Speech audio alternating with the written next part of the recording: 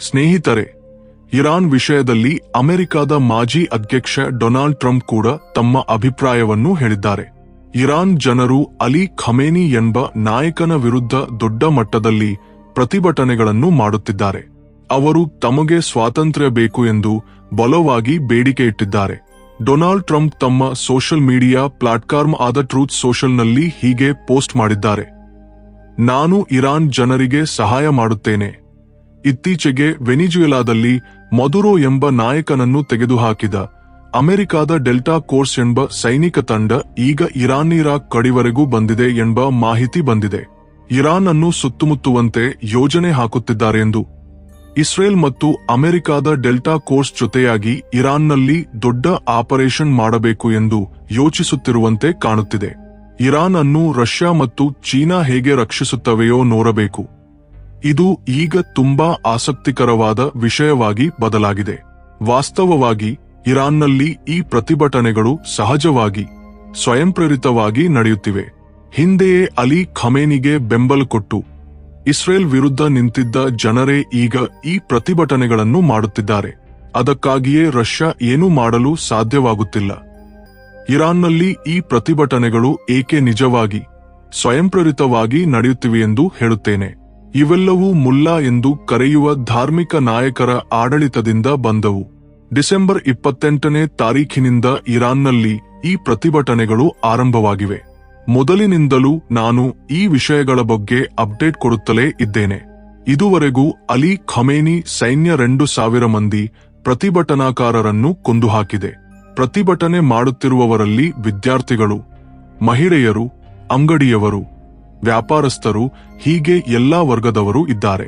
ಇರಾನ್ನ ಎಲ್ಲಾ ಪ್ರದೇಶಗಳಲ್ಲಿ ಸುಮಾರು 100ಕ್ಕೂ ಹೆಚ್ಚು ನಗರಗಳಲ್ಲಿ ಈ ಪ್ರತಿಭಟನೆಗಳು ನಡೆಯುತ್ತಿವೆ.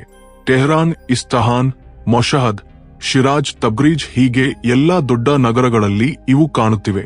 ಜನರು ಏನು ಬೇಡಿಕೆ ಇಟ್ಟಿದ್ದಾರೆಂದರೆ, ಅಲಿ ಖಮೇನಿ ಮುಲ್ಲಾ ಆಡಳಿತದಿಂದ ದೇಶದ ಆರ್ಥಿಕ ವ್ಯವಸ್ಥೆ ಸಂಪೂರ್ಣವಾಗಿ ಹಾಳಾಗಿದೆ. ಮುಲ್ಲಾಗಳು ಅಧಿಕಾರದಿಂದ ಕೆಳಗಿಳಿಯಬೇಕು, ಆರ್ಥಿಕ ಸುಧಾರಣೆಗಳನ್ನು ತ್ವರಿತವಾಗಿ ತರಬೇಕು ಎಂದು ಹೇಳುತ್ತಿದ್ದಾರೆ. ಇರಾನ್ನಲ್ಲಿ ರೆಜಾ ಶಾ ಎಂಬ ಮಾಜಿ ರಾಜನ ಮಗ ರೆಜಾ ಪಹ್ಲವಿಯನ್ನು ಅಧ್ಯಕ್ಷನನ್ನಾಗಿ ಮಾಡಬೇಕು ಎಂದು ಕೆಲವರು ಬೇಡಿಕೆ ಇಟ್ಟಿದ್ದಾರೆ. ಪರಮಾಣು ಆಯುಧಗಳನ್ನು ತಯಾರಿಸುವ ಪ್ರಕ್ರಿಯೆಯಲ್ಲಿ ಇಸ್ರೇಲ್ ಮೇಲೆ ದಾಳಿ ಮಾಡುವ ಪ್ರಯತ್ನಗಳಿಂದ 2010ನಿಂದ ಇರಾನ್ ಮೇಲೆ ಅಂತಾರಾಷ್ಟ್ರೀಯ ನಿರ್ಬಂಧಗಳು ಬಿದ್ದಿವೆ. ಇದರಿಂದ ಇರಾನ್ ಆರ್ಥಿಕವಾಗಿ ದುರ್ಬಲವಾಗಿದೆ. ಮುಲ್ಲಾ ಆಡಳಿತ ಬೇಡ, ಆರ್ಥಿಕ ಸುಧಾರಣೆಗಳನ್ನು ಎಷ್ಟು ಬೇಗ ಸಾಧ್ಯವೋ ಅಷ್ಟು ಬೇಗ ತರಬೇಕು ಎಂದು ಜನರು ಬೇಡಿಕೆ ಇಟ್ಟಿದ್ದಾರೆ. 2018ರಲ್ಲಿ ಡೊನಾಲ್ಡ್ ಟ್ರಂಪ್ ಇರಾನ್ ಜೊತೆಗಿದ್ದ ಒಪ್ಪಂದವನ್ನು ರದ್ದು ಮಾಡಿ ಇರಾನ್ನಿಂದ ತೈಲ ಖರೀದಿಸಬಾರದು ಎಂದು ಹೇಳಿದ್ದರು. ಇದರಿಂದ ಯುರೋಪ್ ಮತ್ತು ಇಂಡಿಯಾ ತರಹದ ದೇಶಗಳು ನಿರ್ಬಂಧಗಳನ್ನು ಎದುರಿಸಿದವು. ಈಗ ಇರಾನ್ನಿಂದ ತೈಲ ಖರೀದಿಸುತ್ತಿರುವುದು ಚೀನಾ ಮಾತ್ರ. ಆದರೆ ಚೀನಾ ಹಣವನ್ನು ಪಾವತಿಸದೆ ಬದಲಿಗೆ ಇರಾನ್ನಲ್ಲಿ ರಸ್ತೆಗಳು, ರೈಲ್ವೆಗಳು, ಮೂಲಸೌಕರ್ಯ, ಸೇತುವೆಗಳಂತಹವುಗಳನ್ನು ನಿರ್ಮಿಸುತ್ತಿದೆ. ಈಗ ಇರಾನ್ ಜನರಿಗೆ ಹಣ ಬೇಕು, ಆದರೆ ಚೀನಾ ರಸ್ತೆಗಳನ್ನು ಕಟ್ಟುತ್ತಿದೆ. ರಸ್ತೆಗಳಿದ್ದರೆ ಹೊಟ್ಟೆ ತುಂಬುವುದಿಲ್ಲವಲ್ಲ. ಸ್ವಲ್ಪ ಅಕ್ರಮವಾಗಿ ತೈಲ ಮಾರಿ ಇರಾನ್ ಇಷ್ಟು ದಿನಗಳವರೆಗೆ ಹೇಗೋ ಮುಂದುವರೆದಿದೆ. ಆದರೆ ಕಳೆದ 3 ತಿಂಗಳಿಂದ ಆರ್ಥಿಕ ವ್ಯವಸ್ಥೆ ಸಂಪೂರ್ಣವಾಗಿ ಕುಸಿದು ಹೋಗಿದೆ. ಅಮೆರಿಕ ಡಾಲರ್ ಭಂಡಾರಗಳು 300 ಬಿಲಿಯನ್ನಿಂದ 30 ಬಿಲಿಯನ್ಗೆ ಕುಸಿದಿವೆ. $1ಗೆ 14 ಲಕ್ಷ ಇರಾನ್ ರಿಯಾಲ್ಗಳು ಈಗ ಇವೆ. 2018ರಲ್ಲಿ $1ಗೆ 55,000 ರಿಯಾಲ್ಗಳು ಮಾತ್ರ ಇದ್ದವು. ಇದು 825% ಕುಸಿತ ಎಂದರೆ ತುಂಬಾ ದೊಡ್ಡ ಸಮಸ್ಯೆ. ಇರಾನ್ನಲ್ಲಿ ಬೆಲೆಗಳು ಅಸಾಧಾರಣವಾಗಿ ಏರಿ ಹೋಗಿವೆ. ಬಹಳಷ್ಟು ಕುಟುಂಬಗಳು ದಿನಕ್ಕೊಂದು ಹೊತ್ತು ಮಾತ್ರ ತಿನ್ನಲು ಸಾಧ್ಯವಾಗುತ್ತಿದೆ. ಅದು ಬ್ರೆಡ್ ಮಾತ್ರ. ಗೋಮಾಂಸ, ಮಟನ್, ಚಿಕನ್ ತಿನ್ನಲು ಹಣವಿಲ್ಲ. ಕುಡಿಯಲು ನೀರು ಕೂಡ ಇಲ್ಲ. ನೀರಿನ ಕೊರತೆ ಇದೆ. ಅಮೆರಿಕದೊಂದಿಗಿನ ಶತ್ರುತ್ವದಿಂದ ಯುರೋಪ್, ಇತರ ದೇಶಗಳ ಕಂಪನಿಗಳು ಇರಾನ್ನಲ್ಲಿ ಹೂಡಿಕೆ ಮಾಡುತ್ತಿಲ್ಲ. ಇಂಡಿಯಾ ಚಬಹಾರ್ ಬಂದರು ನಿರ್ಮಾಣವನ್ನು ಕೂಡ ನಿಲ್ಲಿಸಿದರು. ಇರಾನ್ ರಫ್ತುಗಳು ಕಡಿಮೆಯಾಗಿವೆ. ತೈಲ ಇದ್ದರೂ ಖರೀದಿಸುವವರು ಇಲ್ಲ.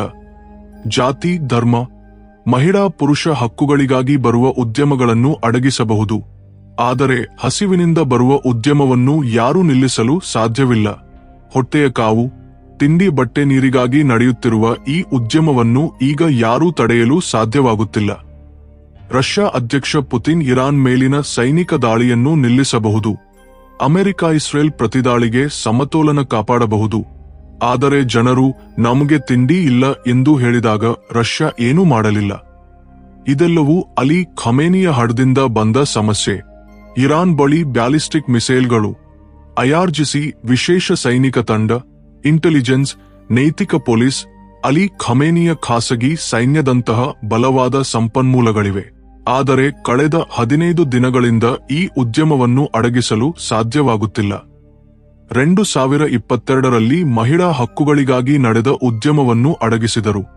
ಆದರೆ ಈ ಸಲ ನಿಲ್ಲಿಸಲು ಸಾಧ್ಯವಾಗುತ್ತಿಲ್ಲ. ಅಲಿ ಖಮೇನಿ ಭೂಗರ್ಭದಲ್ಲಿ ಅಡಗಿಕೊಂಡಿದ್ದಾರೆ. ಇರಾಕ್ ಅಥವಾ ಲೆಬನಾನ್ನಲ್ಲಿ ಎಲ್ಲಿದ್ದಾರೆಂದು ತಿಳಿಯದು. ವಾಸ್ತವವನ್ನು ಅರ್ಥಮಾಡಿಕೊಳ್ಳುತ್ತಿಲ್ಲ. ನಮ್ಮ ಹಿರಿಯರು ಹೇಳಿದಂತೆ ಪ್ರಜಾ ರಾಜ ಜನರ ಸಮಸ್ಯೆಗಳನ್ನು ಅರ್ಥಮಾಡಿಕೊಳ್ಳಬೇಕು. ಆದರೆ ಖಮೇನಿ ಭೂಗರ್ಭದಲ್ಲೇ ಇದ್ದು 3 ತಿಂಗಳಿಗೊಮ್ಮೆ ಧಾರ್ಮಿಕ ಆಜ್ಞೆಗಳನ್ನು ಹೊರಡಿಸುತ್ತಾರೆ. ಕಳೆದ ಶುಕ್ರವಾರ ಈ ಉದ್ಯಮವನ್ನು ಅಮೆರಿಕ ಇಸ್ರೇಲ್ ಪ್ರಚೋದಿಸಿದ್ದು ಸ್ವಯಂಪ್ರೇರಿತವಲ್ಲ ಎಂದು ಹೇಳಿ ಅಡಗಿಸುತ್ತೇವೆ ಎಂದರು.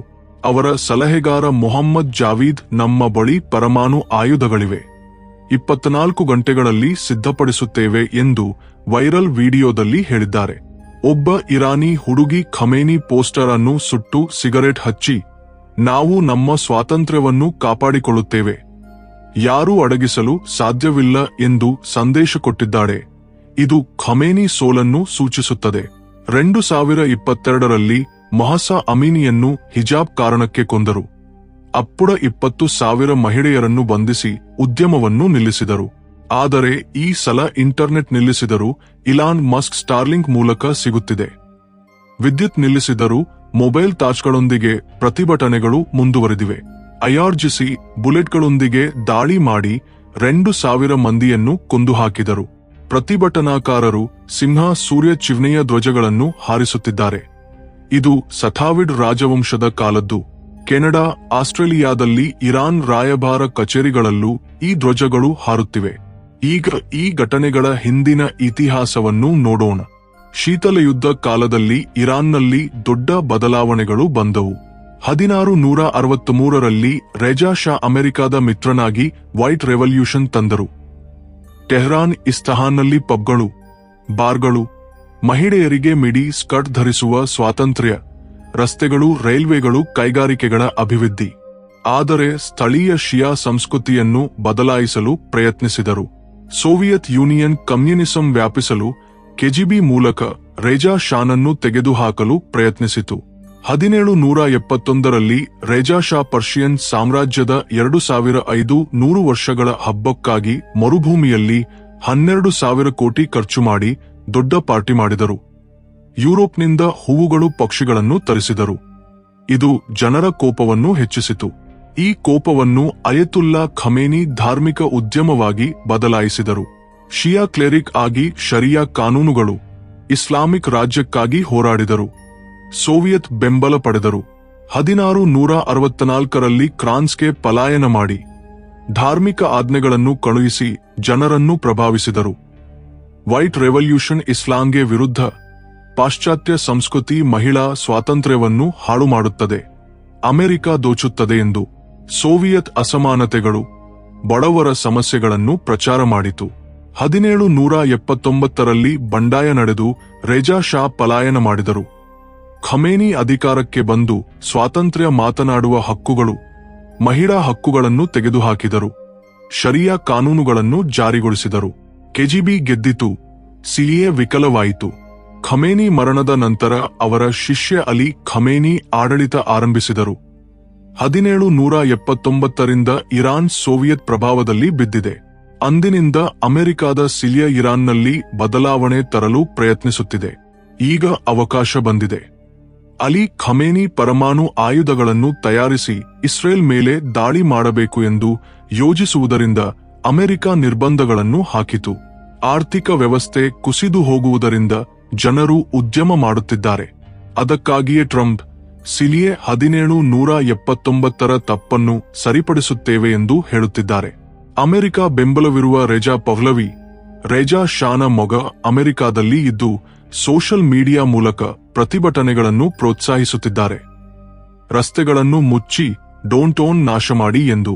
ಸ್ಟಾರ್ಲಿಂಕ್ ಮೂಲಕ ಇಂಟರ್ನೆಟ್ ಸಿಗುತ್ತಿದ್ದು ಎಕ್ಸ್ ಇನ್ಸ್ಟಾಗ್ರಾಂ ಮೂಲಕ ಸಂದೇಶಗಳನ್ನು ಕಳುಹಿಸುತ್ತಾ ನಿಮ್ಮೊಂದಿಗೆ ನಿಲ್ಲುತ್ತೇನೆ, ನಾನು ಅಧ್ಯಕ್ಷನಾಗುತ್ತೇನೆ ಎಂದು ಹೇಳುತ್ತಿದ್ದಾರೆ. ಈ ಗಲಭೆಯಲ್ಲಿ ಇಸ್ರೇಲ್ ಲಾಭ ಪಡುತ್ತದೆ. ಇರಾನ್ ಆಡಳಿತಗಾರರನ್ನು ಬದಲಾಯಿಸಿ ಇಸ್ಫಹಾನ್, ನಟಾಂಜ್ ಪರಮಾಣು ಕೇಂದ್ರಗಳನ್ನು ನಾಶ ಮಾಡಬೇಕು ಎಂದು ಯೋಜಿಸುತ್ತಿದೆ. ಮತ್ತೆ ಯುದ್ಧ ಮಾಡದೆ ಸೇರಸ್ ಒಪ್ಪಂದ ಮಾಡಿಕೊಳ್ಳಬೇಕು ಎಂದು ನೋಡುತ್ತಿದೆ. ಇರಾನ್ ಅಮೆರಿಕ ಕೈಗೆ ಬಂದರೆ ಮಧ್ಯಪ್ರಾಚ್ಯದಲ್ಲಿ ಅಮೆರಿಕ ಅಂತಿಮ ಶಕ್ತಿಯಾಗುತ್ತದೆ. ಇಷ್ಟು ದಿನಗಳವರೆಗೆ ಸೌದಿ ಅರೇಬಿಯಾ ಇಸ್ರೇಲ್ ಶಕ್ತಿಯನ್ನು ಇರಾನ್ ಸಮತೋಲನ ಮಾಡುತ್ತಿತ್ತು. ಟ್ರಂಪ್ ಬುದ್ಧಿವಂತಿಕೆಯಿಂದ ಹೇಳುತ್ತಾರೆ, ಜನರನ್ನು ಅಡಗಿಸಿದರೆ ಅಮೆರಿಕ ಯುದ್ಧಕ್ಕೆ ಇಳಿಯುತ್ತದೆ. ಜನರು ಬಯಸಿದರೆ ಖಮೇನಿಯನ್ನು ತೆಗೆದುಹಾಕಬಹುದು ಎಂದು ಅವರಿಗೆ ಗೊತ್ತು. ಇರಾನ್ ಪ್ರತಿಭಟನೆಗಳ ಬಗ್ಗೆ ಮತ್ತಷ್ಟು ವಿವರಗಳನ್ನು ಕೊಡುತ್ತಲೇ ಇರುತ್ತೇನೆ. ಈ ಕಂಟೆಂಟ್ ಇಷ್ಟವಾದರೆ ವಿಡಿಯೋಗೆ ಲೈಕ್ ಮಾಡಿ, ಚಾನಲ್ ಸಬ್ಸ್ಕ್ರೈಬ್ ಮಾಡಿ ಮತ್ತು ಶೇರ್ ಮಾಡಿ.